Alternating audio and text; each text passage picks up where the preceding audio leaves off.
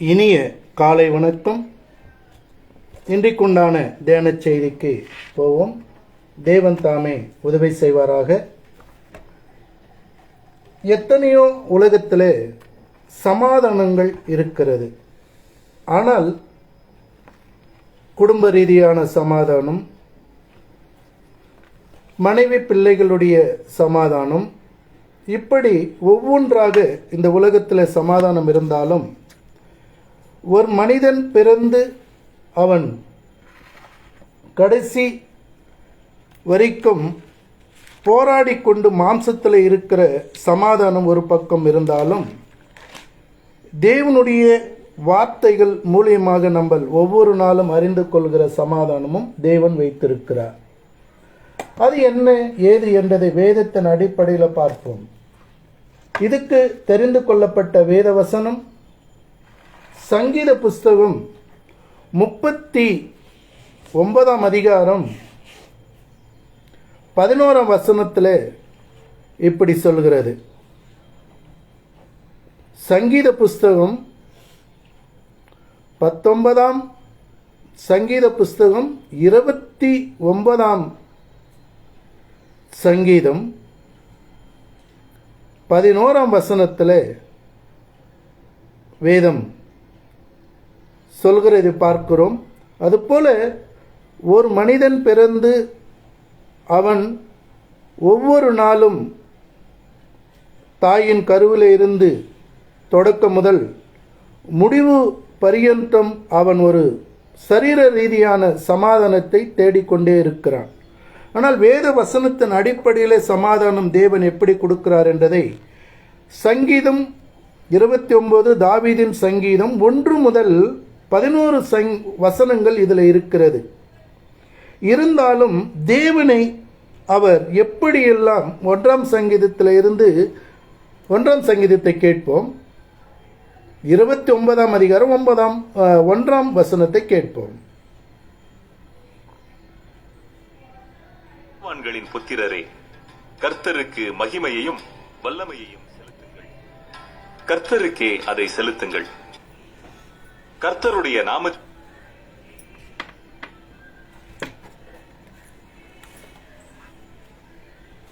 Welcome to Templars Music World.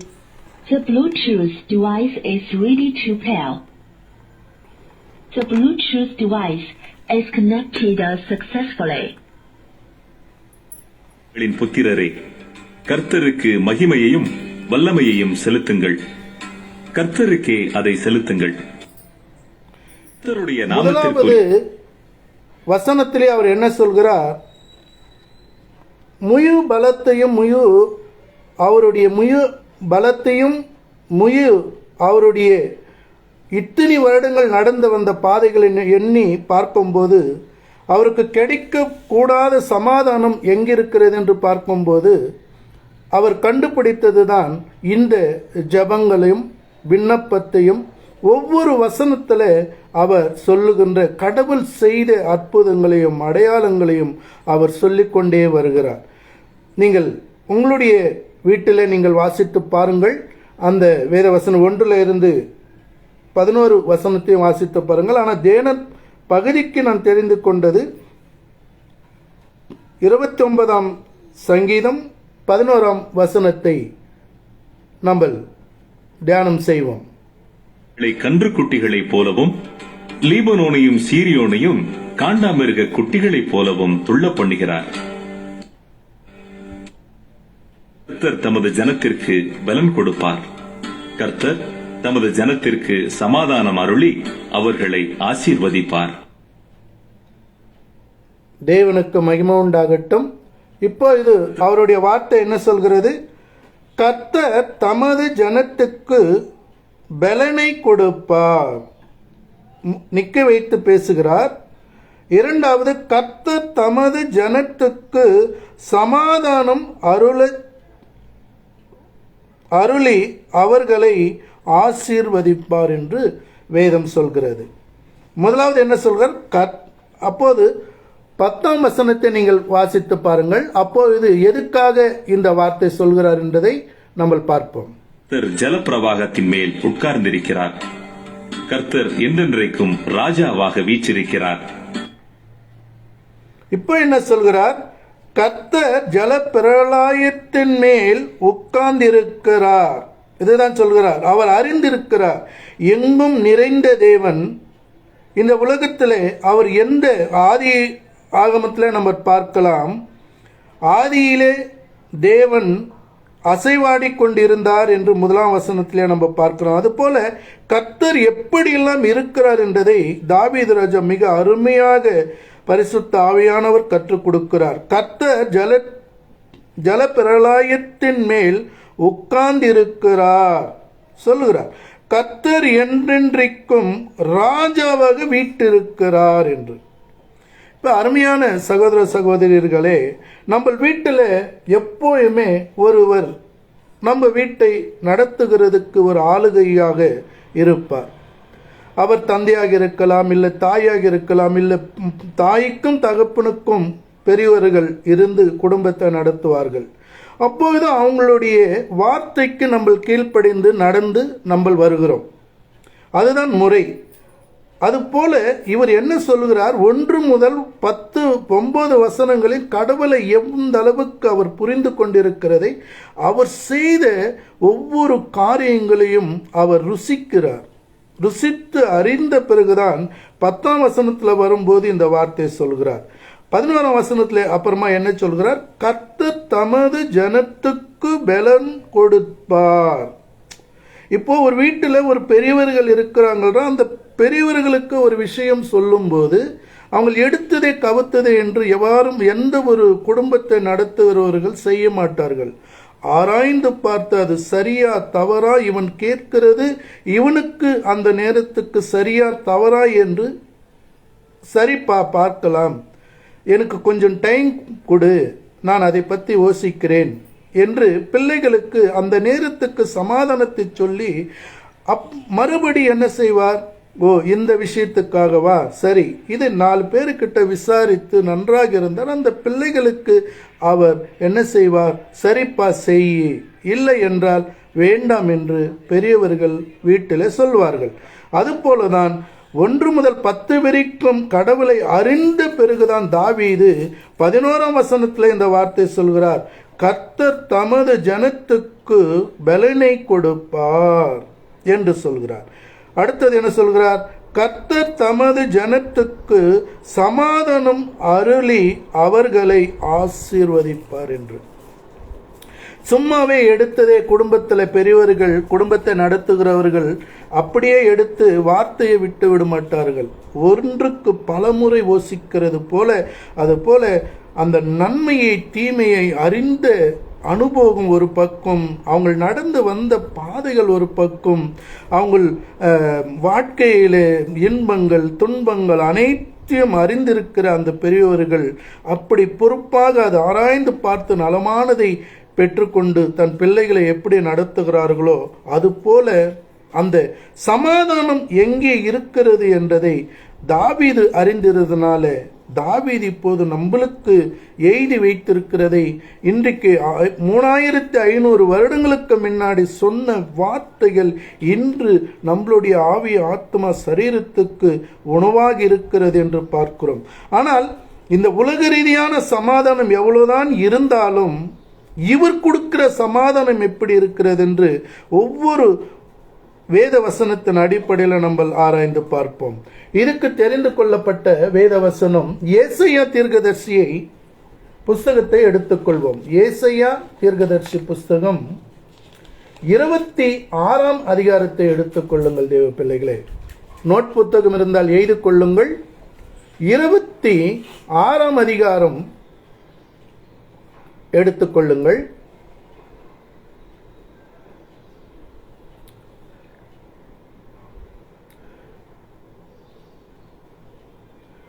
இருபத்தி 6ஆம் அதிகாரம் 3ஆம் வசனத்தை கேட்போமா?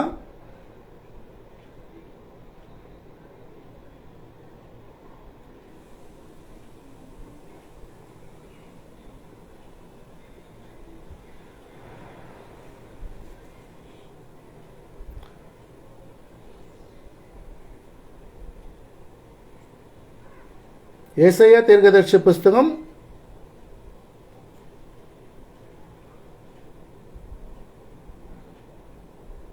26ஆம் அதிகாரம் 3ஆம் வசனத்தை கேட்போம். 1 கேட்போம். அக்காலத்திலே யூதா தேசத்தில் பாடப்படும் பாட்டாவது, பெலனான நகரம் நமக்கு உண்டு, ரட்சிப்பையே அதற்கு மதிலும் அரணுமாக ஏற்படுத்துவார். சத்தியத்தை கைக்கொண்டு வருகிற நீதியுள்ள ஜாதி உள்ளே பிரவேசிப்பதற்காக வாசல்களை திறவுங்கள். இங்கே அவர் என்ன சொல்கிறார்? 1-2 வசனத்திலே சொல்லுகிறதை கவனமாக கேளுங்கள் தேவ பிள்ளைகளே.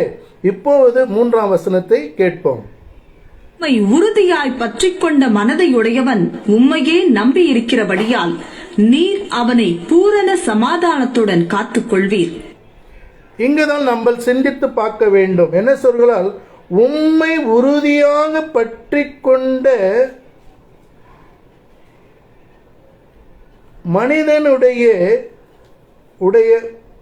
உம்முடைய நம்பிக்கையாய் இருக்கிறபடியால் நீர் அவரை பூரண சமாதானத்துடனே காத்து கொள்ளுவீர் என்று. இப்போது ஒரு பிரச்சனை இது வருகிறது என்றால் நம்ம யாரை நாடி போகிறோம்? நம்மளுடைய நடத்துகிற நம்மளுடைய குடும்பத்தின் பெரியவர்களை பார்த்து போகிறது போல இந்த இடத்திலையும் சமாதானத்தை கொடுக்கிறார். ஆனால் நிபந்தனையோடு கொடுக்கிறார். அந்த நிபந்தனை தான் ஒவ்வொரு நாளும் நம்ம இந்த உலகத்தில் பிறந்த நாள் முதல் கொண்டு மரிக்கிற வரைக்கும் கடைபிடித்து நடக்க வேண்டிய வார்த்தைகள். 1-2 சொல்லுகிறார், இந்த உலகத்தில் இருக்கிற எல்லா மனிதர்களுக்கும் அவர் சொல்லவில்லை, என் கட்டளைக்கு கீழ்ப்படிந்து நடக்கிற பிள்ளைகளுக்குத்தான் அவர் சொல்லுகிறார்.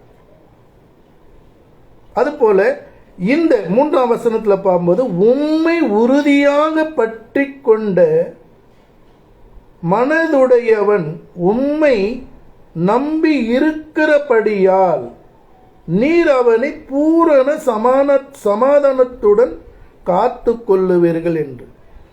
நம்முடைய பிள்ளைகளை நம்ம எப்படி பாதுகாத்து கொள்ளுகிறோமோ அது போல தேவனும் தன்னுடைய பிள்ளைகளை அவர் பாதுகாத்துக் கொள்கிறார்.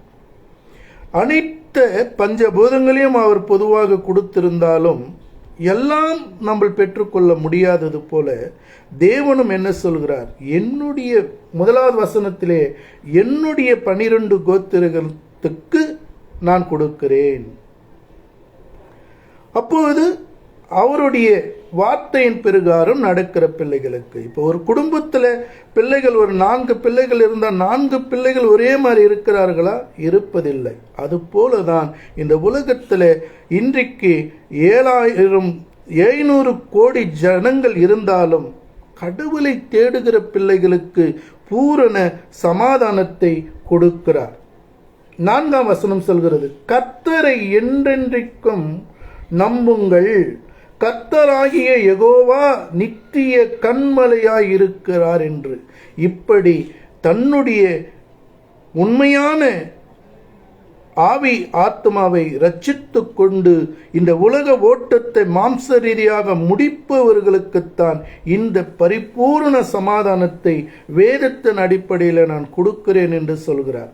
அதுபோல தேவ பிள்ளைகளே, இந்த உலகத்தில் நம்ம பிறந்திருக்கிறோம், ஒரு நாள் இந்த ஓட்டத்தை முடிக்க வேண்டும். ஆனால் அதுக்குண்டான சமாதானம் நித்தியமாக சமாதானத்தை கொடுக்கிற தேவன். அதுக்கு தான் இன்றைக்கு இந்த தலைப்பே சமாதானம் என்ற தலைப்பில் நம்ம தியானம் செய்கிறோம். இதுக்குண்டான வசனம் தொடர்ந்து யோவான் புஸ்தகத்தை எடுத்துக்கொள்ளுங்கள் தேவ பிள்ளைகளே. யோவான் புஸ்தகம் 14ஆம் அதிகாரம் 27ஆம் வசனத்தை தியானம் செய்வோம். எழுதிக் கொள்ளுங்கள், கேட்போம். சமாதானத்தை உங்களுக்கு வைத்துப் போகிறேன், என்னுடைய சமாதானத்தையே உங்களுக்கு கொடுக்கிறேன். உலகம் கொடுக்கிற பிரகாரம் நான் உங்களுக்கு கொடுக்கிறதில்லை. உங்கள் இருதயம் கலங்காமலும் பயப்படாமலும் இருப்பதாக. இப்பொழுது புரிந்ததா தேவ பிள்ளைகளே? பழைய ஏற்பாடுல சொன்னதை சமாதானத்தை உங்களுக்கு பழைய ஏற்பாடுல சொன்னதை இயேசு கிறிஸ்து வாழ்ந்த நாட்களிலே அவர் கூட இருந்த 12 சிஷ்யர்களுக்கு அவர் கற்பித்துக் கொடுக்கிறார். பிதாவினிடத்தில் நான் பெற்றுக்கொண்டேன், அதையே நான் உங்களுக்கு கொடுக்கிறேன் என்று 2000 வருடங்களுக்கு முன்னாடி தன்னுடைய பிள்ளைகளுக்கு போதித்து அந்த 12 கோத்திரத்துக்கும் அவர் போதித்து கொடுத்தார். அதுபோலதான் யோவான் கூடவே இருந்து தன் மார்பில சாய்ந்திருந்த யோவான் சாட்சியாக கொடுக்கிறான். என்ன எழுதி வைத்திருக்கிறான்? இயேசு எங்கள் கூட நாங்கள் கண்ணால கண்டதும் காதால கேட்டதும் கண்களால பார்த்ததையுமே இப்போது எழுதி வைத்திருக்கிறேன் என்று யோவான் எழுதின சுவிசேஷம் 14ஆம் அதிகாரம் 26ஆம் வசனத்தில் இப்படி சொல்கிறார். சமாதானத்தை உங்களுக்கு வைத்து போகிறேன் என்றார். அந்த சமாதானம் இந்த உலக ரீதியாக கொடுக்கிற சமாதானம் அல்ல. ஆவி ஆன்மாக்குண்டான சமாதானத்தை நிச்சயமாக கொடுக்கிறேன் என்று சொல்கிறார். என்னுடைய சமாதானத்தை உங்களுக்கு கொடுக்கிறேன் என்றார்.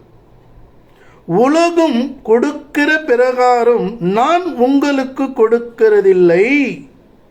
உங்கள் இருதயம் கலங்காமலும் பயப்படாமல் இருப்பதாக என்று சொல்கிறார்.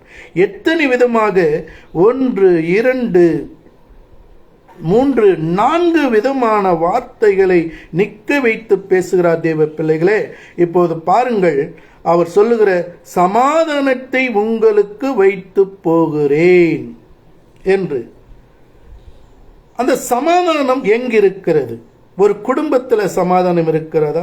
நிச்சயமாக இன்றி கடைசி காலத்தில் உலகம் முழுவதுமாக எந்த குடும்பத்திலையும் சமாதானம் கடவுளுடைய பிள்ளைகளுக்கு, கடவுளுடைய பிள்ளைகள் குடும்பங்களில் சமாதானம் இல்லை. ஏன் சமாதானம் இல்லை? இந்த கடைசி கால ஊழியத்தில் எல்லாம் ஆவிகளும் அசுத்த சிந்தனைகளும் 33 கோடி தேவர்களும் செயல்படுகிற காலமாக இருக்கிறதுனால அவனுடைய பிள்ளைகளை அவன் ஒரு காலமும் அவன் துன்பப்படுத்த மாட்டான். ஆனால் அவனை விட்டு இன்றைக்கு நம்மளுடைய ஆவி ஆத்மாவை ஜீவன் நித்திய ஜீவனை கொடுக்கிற தேவன் பெற்றுக்கொண்டு வருகிறவர்களுக்குத்தான் சமாதானத்தை இல்லை. இன்றைக்கு தாயை தகப்பனுக்கு சமாதானம் இல்லை, பிள்ளைகளுக்கு சமாதானம் இல்லை, குடும்பத்தில் மாமியார்களுக்கு சமாதானம் இல்லை. இப்படி ஒவ்வொரு விதமான கிறிஸ்துவ மார்க்கத்தில் நடக்கிற பிள்ளைகளுக்கு இன்றைக்கு சமாதானம் இல்லை. ஆனால் தைரியமாக ஒரு வார்த்தை அவர் சொல்லுகிறார், சமாதானத்தை உங்களுக்கு வைத்து போகிறேன் என்றார். இந்த உலகத்தில் வீடுகளில் எத்தனை பிரச்சனைகள் இருந்தாலும், ஆனால் அவருடைய வேத வசனத்தை வாசிக்கும் போது இந்த உலகத்தின் அதிபதி அவன் ஒன்றுக்கு தான் பயப்படுவான், கடவுளுடைய வார்த்தைக்கு மட்டும் கட்டுப்படுவான். நம்மளுடைய தாயை தகப்பன் பிள்ளைகள் ஒரு காலமும் இந்த இடத்துல கட்டுப்பட மாட்டோம். ஆனால் நம்மளுடைய ஆவி ஆன்மா அவருடைய வார்த்தைக்கு கட்டுப்படும். அதே போல இந்த உலகத்தின் அதிபதி தன்னுடைய கடவுளுடைய வார்த்தைக்கு கட்டுப்படுவான். அப்படி என்றைக்கு நம்ம வேத வசனத்தின் அடிப்படையில் நம்ம தியானம் செய்து ஒவ்வொரு நாளும் நம்ம குடும்பங்களில் நடக்கும் போது இந்த சமாதானத்தை நம்மளுக்கு வரும். என்னுடைய சமாதானத்தையே உங்களுக்கு கொடுக்கிறேன் என்றார். பிதா முழு அதிகாரத்தை இந்த மன உலகத்தில் அவர் கொடுத்தது போல அந்த அதிகாரம் உள்ள சமாதானத்தை, என்னுடைய சமாதானத்தை உங்களுக்கு கொடுக்கிறேன் என்று சொல்லுகிறார். எவ்வளவு பணம் இருந்தாலும், எவ்வளவுதான் சொத்து சுகங்கள் இருந்தாலும் கிடைக்காத சமாதானம். பணம் இருந்தால் அவனுடைய வாழ்க்கை சரீரத்தை தான் பாதுகாத்துக் கொள்ளுமே அன்றி அவனுடைய ஆன்மாவை இந்த உலகம் பொறுப்பல்ல. ஒரு மனிதன் வேலைக்கு போகிறான், ஒரு கவர்மெண்ட் வேலையாக இருக்கட்டும், ஒரு தனியார் கம்பெனிகளாக இருக்கட்டும், அவனுடைய உழைப்புக்குத்தான் அந்த கம்பெனி பணம் கொடுக்கிறது, இந்த கவர்மெண்ட் அவன் செய்கிற வேலைக்கு பணம் கொடுக்கிறது. ஆனால் அவனுக்கு 58 வருடங்கள் முடிந்த பிறகு அவனுடைய நாடி நரம்புகள் அனைத்திலுமே அவன் சொன்னபடி அந்த கவர்மெண்ட்டுக்கோ அந்த ஆபீஸுக்கோ வேலை செய்ய முடியாத போதுதான் 58 வருடத்தில் அவன் ரிட்டையர்மெண்ட் என்று சொல்லி அவனுக்குண்டான இஎஸ்சி பிஎஃப் என்று அவன் இதுவரைக்கும் அவன் பலம் இருக்கிற வரைக்கும் கஷ்டப்பட்டதை அவன் ரிட்டையர்மெண்ட் என்று சொல்லி அந்த நாளில் அவனுக்கு கொடுத்து அனுப்பி விடுகிறார்கள்.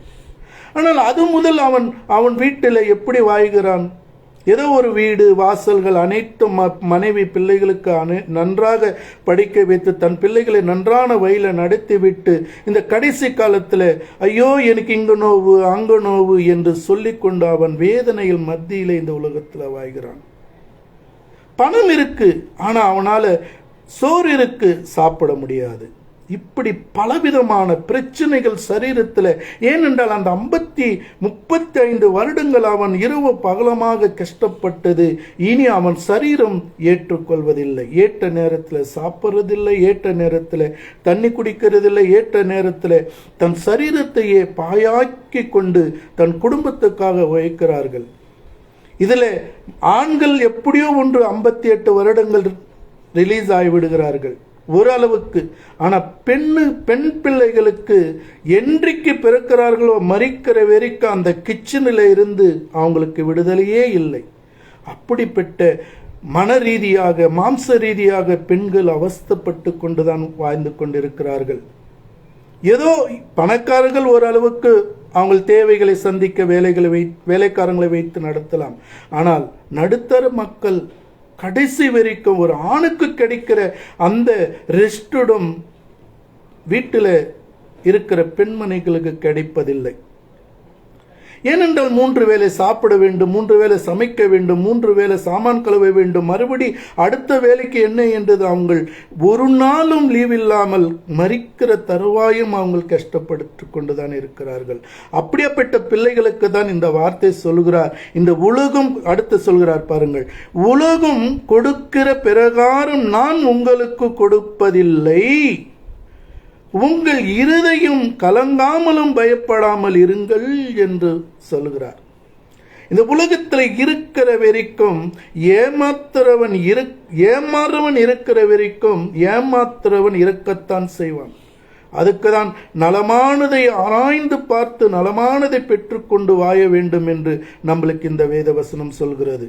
இந்த உலகம் கொடுக்காத சமாதானத்தை இந்த சத்திய வேதத்தில் நித்தியமாக நான் சமாதானத்தை கொடுப்பேன் என்று வேதம் சொல்கிறது. தேவ பிள்ளைகளே, பாருங்கள் எவ்வளவு அருமையாக சொல்கிறார். சமாதானத்தை உங்களுக்கு வைத்து போகிறேன், என்னுடைய சமாதானத்தை உங்களுக்கு கொடுக்கிறேன். எப்படி ஒரு தாய் தகப்பன் நம்மளுடைய தாத்தா சொத்து தகப்பனுடைய சொத்து பிள்ளைகளுக்கும் பேரனுக்கும் சேர்கிறதோ அதுபோல உரிமையோடு இந்த உலகத்தில் நான் எப்படி வானத்திலிருந்து இறங்கி வந்து இந்த மனு உலகத்திலே இருந்து மனு உலகத்தின் ஓட்டத்தை முடித்து என் பிதா கிட்ட இருந்து அந்த கல்வாரி சிலுவையில் அறையப்பட்டு இந்த மனு உலகத்தின் கிட்ட இருந்து அந்த வலுசர்பத்தின் தலையை நசுக்கி அதிகாரத்தை பெற்றுக்கொண்டு நான் வெற்றி பெற்றிருக்கிறனோ அதே போல இந்த உலகத்தை ஜெயித்து என்கிட்ட வந்து விடுங்கள் என்றால், உலகம் கொடுக்கிற பிரகாரம் நான் உங்களுக்கு கொடுப்பதில்லை, உங்கள் இருதயமோ கலங்காமலும் பயப்படாமல் இருங்கள் என்று வேதம் சொல்கிறது. எந்த ஒரு தாய் தகப்பனோ இல்லோ இந்த சமாதானத்தை கொடுக்க முடியுமா? ஒரு காலம் முடியாது தேவ பிள்ளைகளே. ஒரு பாரம் இருந்தால் அதை வாங்கிக் கொள்ள முடியும். ஆனால் உன் மனதுக்கு ஏற்பட்ட வேதனையை தேவனுடைய வார்த்தை கொடுக்கும் போதுதான் சமாதானமாகும். அதுதான் சொல்லுகிறார். மறுபடியும் இந்த வார்த்தை கேளுங்கள். சமாதானத்தை உங்களுக்கு வைத்து போகிறேன், என்னுடைய சமாதானத்தையே உங்களுக்கு கொடுக்கிறேன். உலகம் கொடுக்கிற பிரகாரம் நான் உங்களுக்கு கொடுக்கிறதில்லை.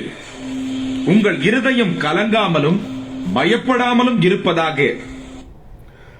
அதே போல யோவான் மூலியமாக பேசின வார்த்தை நம்ம 1, 2, 3 சாட்சிகள் இல்லாமல் நம்ம எதையும் ஏற்றுக்கொள்ளக்கூடாது என்று வேதம் சொல்கிறது. அதுபோல நம்ம ஆராய்ந்து பார்க்க வேண்டும். வேத வசனங்களை எந்த அதிகாரத்தில் எந்த வசனத்தில் இப்படியெல்லாம் சொல்கிறது என்பதை ஆராய்ந்து பார்த்து நலமானதை நம்ம பெற்றுக்கொண்டு வாழ வேண்டும். அதே போல ரோமர் புஸ்தகத்தை எடுத்துக்கொள்ளுங்கள் தேவ பிள்ளைகளே. ரோமர் புஸ்தகம் இதுக்கு தொடர்பான என்ன சொல்கிறார்?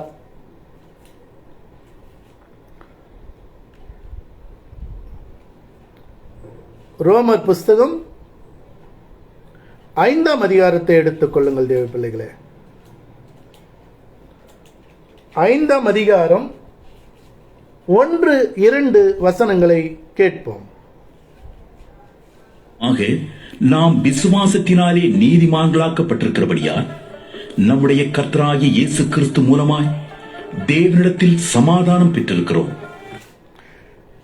தேவனிடத்தில் சமாதானம் பெற்றிருக்கிறோம் என்று சொல்கிறார். அப்போஸ்தலர்கள் பவுலை போல ஒரு அனைத்தையும் அறிந்த பிள்ளை, சிறுவயது முதல் கொண்டே பழைய ஏற்பாடை நன்றாக அறிந்த பிள்ளை அப்போஸ்தலர்கள் பவுல். அதுக்கு தான் சொல்லுகிறார், பழைய ஏற்பாடையும் அவர் பரிசுத்த ஆவியானவர் நடத்தும் போது அவர் நடத்தையில இருந்து கற்றுக்கொண்டதுதான் சாட்சியாக இப்போது நம்மளுக்கு சொல்கிறார்.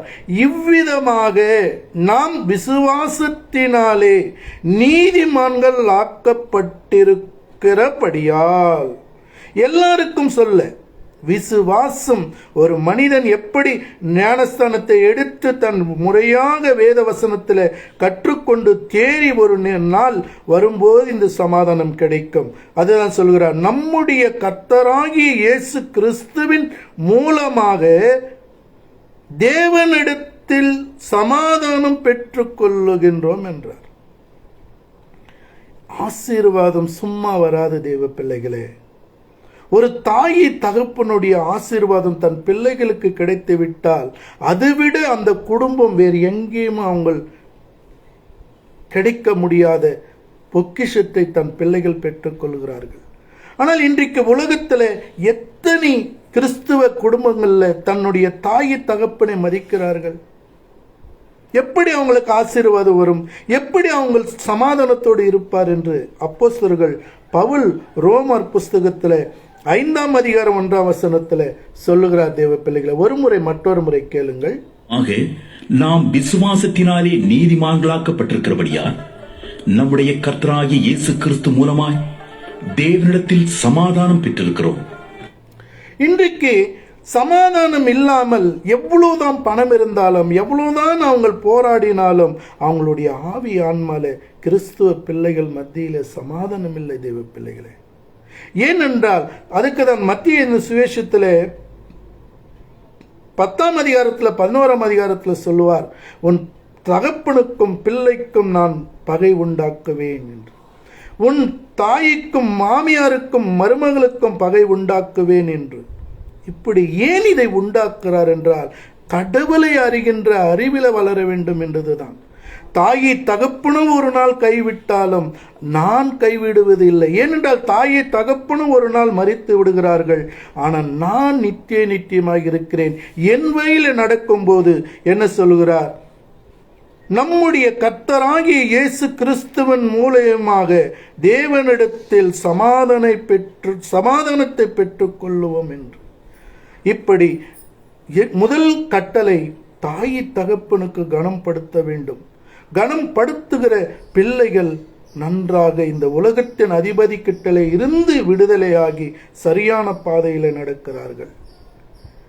அதுக்கு தான் சொல்கிறேன், இந்த உலகத்தின் அதிபதி தன் பிள்ளைகளை ஒரு நாளும் அவங்க வீட்டில் போய் அவன் சாத்தான் துரைத்தினால் லாபம் என்ன என்று வேதம் இயேசு கிறிஸ்து சொல்லுவார். அதுபோல இந்த உலகத்தின் இருக்கிற அதிபதிக்கு நம்ம எதிர்த்து நின்று கெச்சிக்கிற சிங்கம் போல ஒவ்வொரு குடும்பத்திலையும் சமாதானத்தை இழக்க செய்யும் போது, இப்படிப்பட்ட வேத வசனத்தை எடுத்து நம்ம வாசிக்கும் போது நம்மளுடைய ஆவி ஆத்மா ஒருமனப்பட்டு, தாயை தகப்பன் குடும்பங்கள் ஒருமனப்பட்டு கடவுளுடைய கூட வரும்போது ஆசீர்வாதம் வரும். அதுதான் 2ஆம் வசனத்தில் சொல்கிறார். மூலமாய் நாம் இந்த கிருபையில் பிரவேசிக்கும் சிராக்கியத்தை விசுவாசத்தினால் பெற்று நிலை கொண்டிருந்து தேவ மகிமையை அடைவோம் என்கிற நம்பிக்கையினாலே மேன்மை பாராட்டுகிறோம். என்ன சொல்கிறார்? அவர் மூலியமாக நாம் இந்த கிருபையில் பிரவேசிக்கும் ஸ்லாக்கியத்தை விசுவாசத்தினால் பெற்று நிலை கொண்டிருந்து தேவ மகிமை அடைவோம் என்கின்ற நம்பிக்கையின் மேல் பாராட்டுகிறார் என்று. ஒரு குடும்பம் எப்பொழுது 1000 பிரச்சனை இந்த சமூகத்தில் இந்த சைத்தான் நம்மளுக்கு எவ்வளவு பிரச்சனை கொண்டு வந்தாலும் தாய் தகப்பன் குடும்பங்கள் என்றைக்கு ஒருமனப்பட்டு அந்த இடத்துல ஒரு குடும்ப பிரேயராகட்டும் ஒவ்வொரு காரியத்தையும் செய்கிற வரைக்கும் அந்த குடும்பத்தில் சமாதானம் வருவதில்லை. ஏன் சமாதானம் வரவில்லை? அப்பொழுது ஒரு தகப்பன் சரியாக இல்லை, ஒரு தாய் சரியாக இல்லை, தன் பிள்ளைகள் சரியாக இல்லை, அனைவரும் ஒருமனப்பட்டு கூடி வரவரைக்கும் இப்படிப்பட்ட பிரச்சனைகள் அனுமதிக்கப்படுகிறார் கடவுள். என் பிள்ளைகளை போ, அவங்களை புடம் செய், அவங்களுக்கு பிரச்சனை கொண்டு வா, அந்த பிரச்சனையிலிருந்து விடுதலை வரவரைக்கும் நீ அவங்களை சரியான பாதையில நடத்து என்று. அப்பொழுது இந்த உலகத்தின் அதிபதியே கடவுளுக்கு கீழ்ப்படிந்து நடக்கிறான், கடவுளுடைய வார்த்தைக்கு கீழ்ப்படிந்து நடக்கிறான். அதுக்குதான் அவனுடைய பிள்ளைகளை அவன் ஒரு காலமும் துன்புறுத்துவதில்லை. ஆனால் கடவுளுடைய பிள்ளைகளை துன்புறுத்துகிறான், சோதிக்கிறான், புடம் செய்கிறார். எல்லாத்திற்கும் தகுதி வரவரைக்கும் பிரச்சனைகள் உண்டு. அந்த பிரச்சனைகளை சரியான ரீதியில் நம்ம வெற்றி பெற வரைக்கும் இந்த போராட்டங்கள் உலகத்தில் நம்ம சந்தித்தாக வேண்டும். அது தாய் தகப்பன் மகன் மருமகள் மாமியார் அனைவருமே ஒரு குடும்பத்தில் பிரச்சனைகள் வரும். இது எல்லாம் ஒவ்வொரு நாளும் வேத வசனத்தின் அடிப்படையில் நம்ம கற்று வாயும் போது இந்த உலகத்தின் அதிபதி கிட்ட இன்றிருந்து ஐயோ இந்த குடும்பம் விட்டு இனி எனக்கு வேலை இல்லப்பா என்று விட்டு போகும்போது அவர் கொடுக்கிற உபாகத்தில் கொடுக்கிற ஆசீர்வாதம் அந்த குடும்பத்தில் தங்கும். பண பிரச்சனை இருக்கிறதில்லை, சமாதானத்துக்கு குறையில்லை, எந்த ஒரு குறையில்லாமல் வாழ வேண்டும் என்றால் முதலாவது தன்னுடைய தாய் தகப்பனுக்கு கனப்படுத்த வேண்டும். அப்போஸ்தலர் பவுல் சொல்லுகிறார், நான் சொல்லவில்லை. அப்படி அவருடைய வார்த்தைக்கு நம்ம கீழ்ப்படிந்து நடக்கும் போது 2 தெசலோனிக்கேயர் புஸ்தகத்தையும் எடுத்துக்கொள்ளுங்கள் தேவ பிள்ளைகளே. 2 தெசலோனிக்கேயர் புஸ்தகம்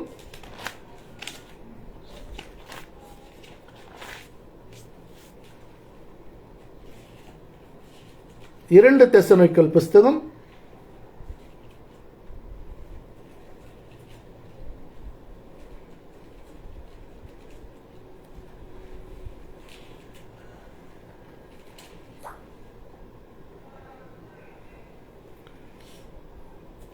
3 அதிகாரம்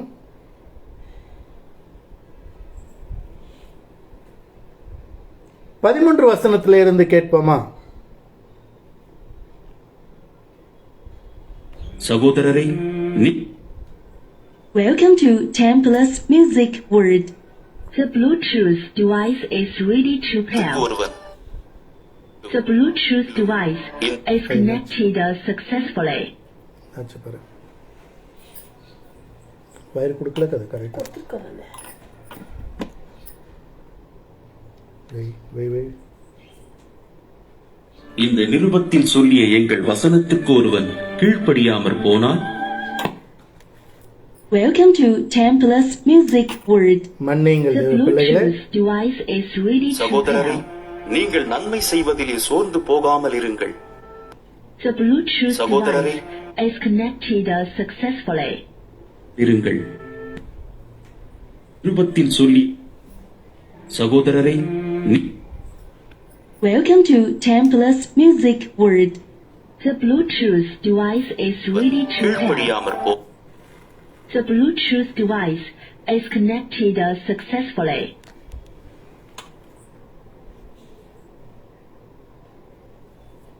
சகோதரரை Welcome to 10+ Music World.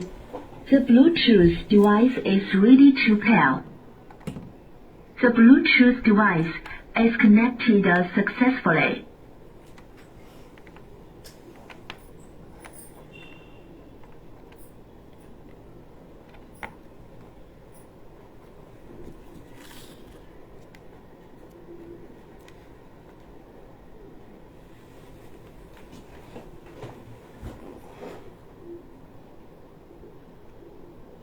சகோதரரை நீங்கள் நன்மை செய்வதிலே சோர்ந்து போகாமல் இருங்கள்.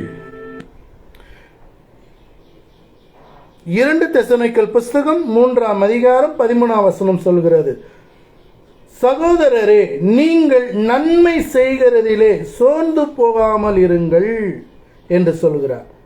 14. இந்த நிருபத்தில் சொல்லிய எங்கள் வசனத்துக்கு ஒருவன் கீழ்ப்படியாமற் போனால் அவனை குறித்துக் கொண்டு அவன் வெட்கப்படும்படிக்கு அவனுடனே கலவாதிருங்கள். இந்த உலகத்திலே எவ்வளவுதான் சொன்னாலும் ஏற்றுக்கொள்ளாத பிள்ளைகள் இருக்கத்தான் செய்வார்கள். அதே போல கிறிஸ்துவ மார்க்கத்தில் நடக்கிற குடும்பங்களையும் எவ்வளவுதான் சொன்னாலும் வேத வசனத்துக்கு கீழ்ப்படியாத பிள்ளைகள் குடும்பத்தில் பிரச்சனைகளை கொண்டுதான் வருவார்கள். ஆனாலும் அதை பற்றி நீங்கள் கவலைப்பட வேண்டாம் என்று அப்போஸ்தலர் பவுல் சொல்லுகிறார். 15ஆம் வசனத்தை பாருங்கள்.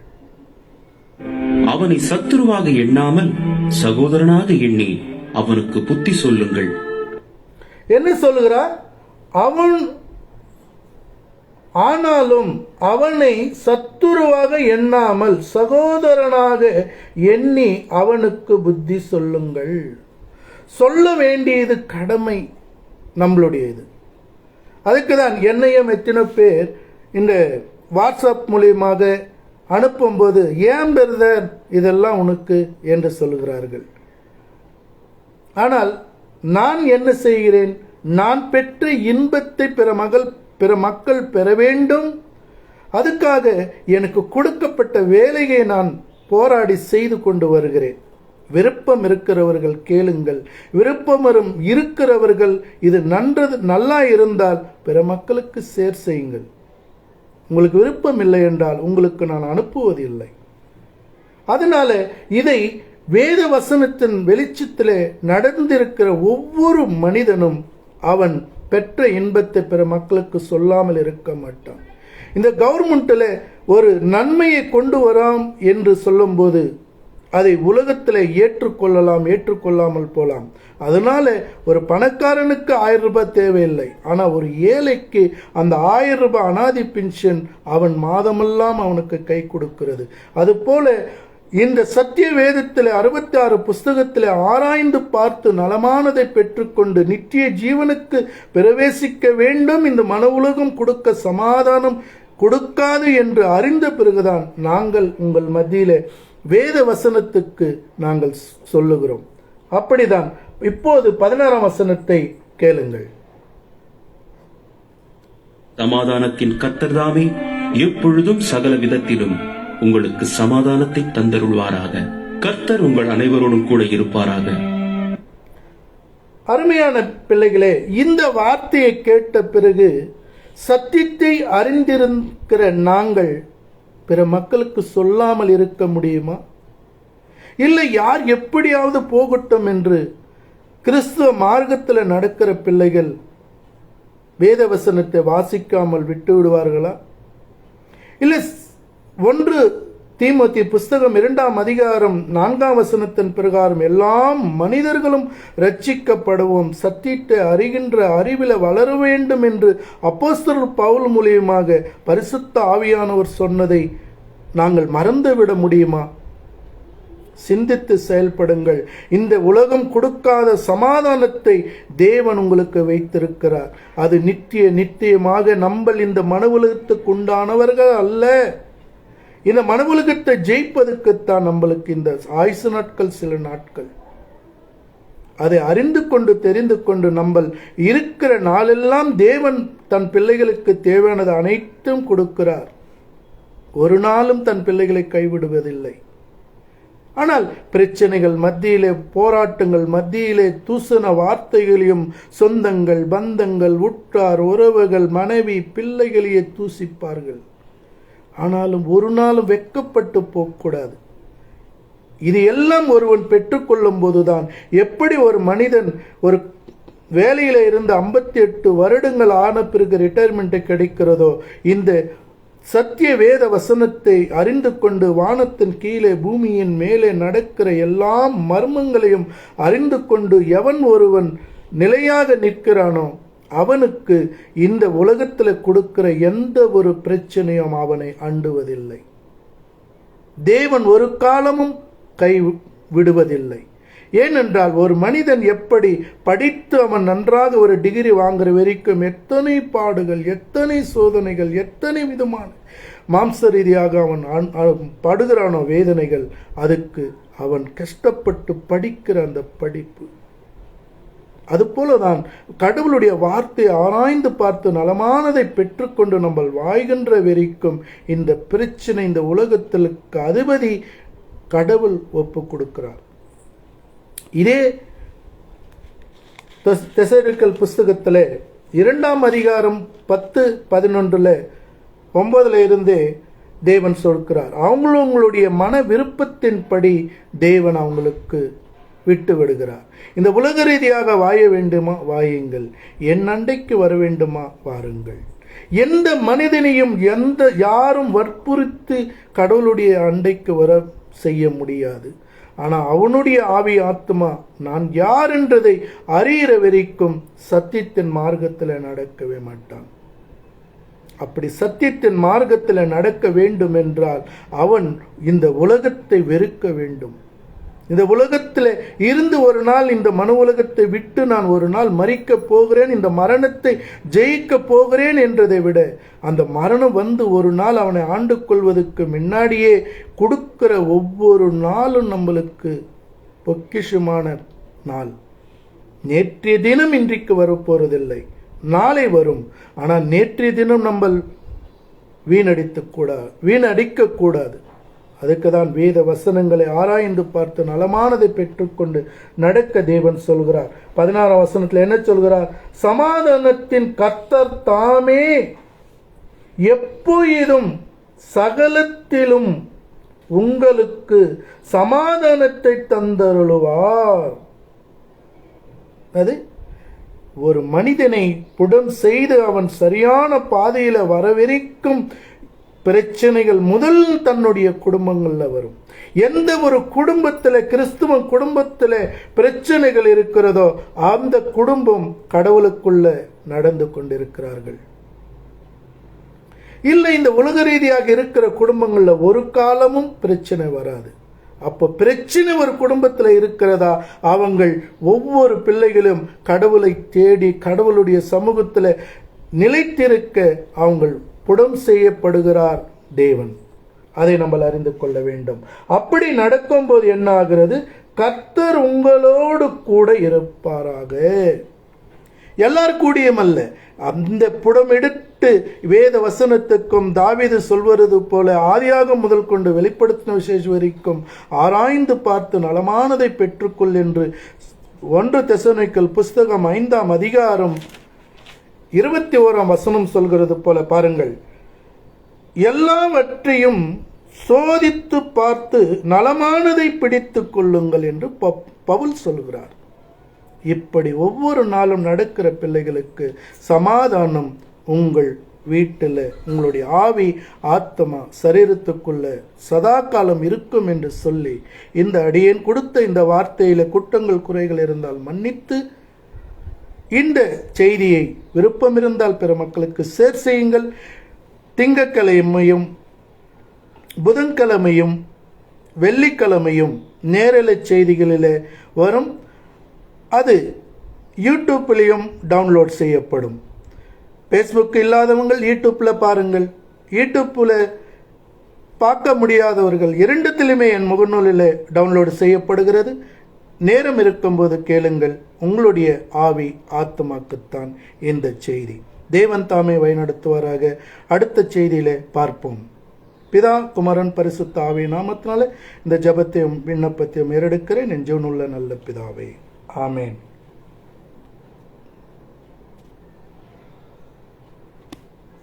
நன்றி ராஜா.